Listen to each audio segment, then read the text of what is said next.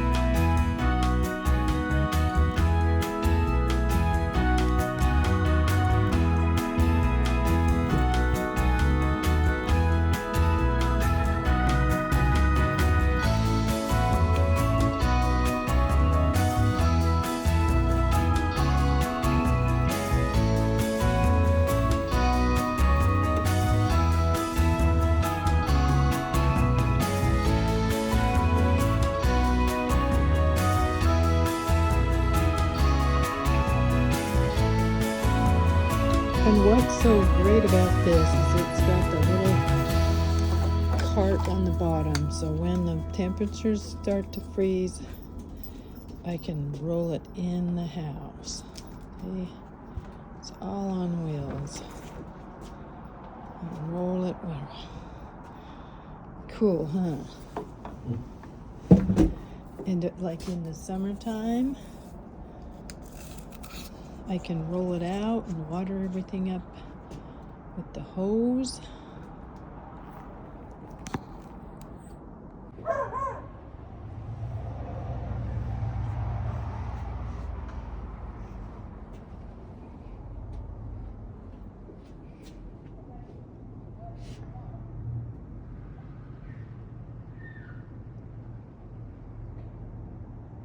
Okay, thanks for watching if you made it through the whole thing. I had fun using up all that scrappy wood to make something useful that I can enjoy. Roll it all about. So take care until next time.